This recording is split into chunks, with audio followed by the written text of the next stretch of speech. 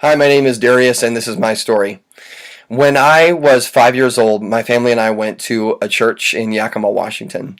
And we would go to church together every week. And I remember vividly, I was in Sunday school one morning, and it was probably me and maybe a couple other kids in the class. But I remember talking specifically to the Sunday school teacher, and she was telling me about Jesus. She told me that he was the Son of God, that he was God, that he came and that he died for me. She showed me a picture of Jesus, a drawing of Jesus on the cross, and told me that he died to take away my sins and that God loved me that much. She told me that if I made Jesus the Lord of my life and gave my heart to him, gave my life to him, that I would have eternal life in him, my sins would be forgiven, and I could live eternally with God and have a relationship with him through Jesus. And I was like, that's an awesome deal. I'll take that deal. So I accepted Jesus. I prayed a prayer with her that morning, and from then on, I have been following Jesus. But that was not the end of my story. When I was 8 years old, my family stopped going to church together, and my mom would occasionally take me to a different church. We moved to a different place, and I went to church there. And then we moved to Arkansas a year after that. The great thing about Arkansas is there's churches everywhere.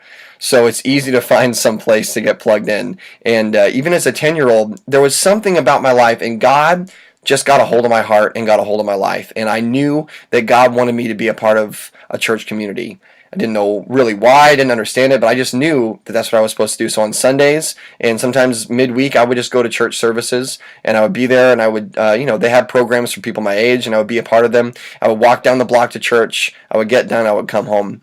When I was 13, we moved again, and I was then living in Yakima, Washington. And my friend invited me to go to his church. He's my best friend. He's actually a pastor today.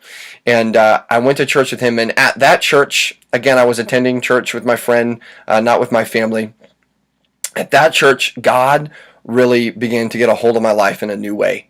He really began to tell me that I was called to serve him, not just to go to church, but to really serve Jesus.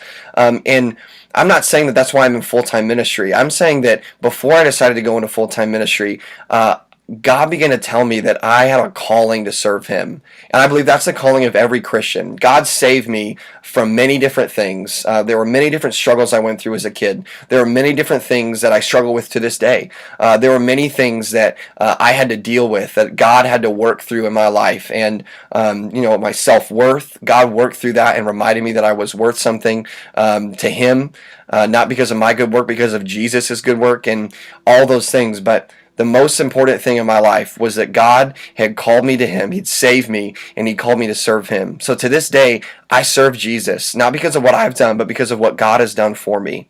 So what is God calling you to? Is he calling you to serve him, be a part of his family? Does he want you to make him the Lord of your life? I don't know, but that is my story. Thank you.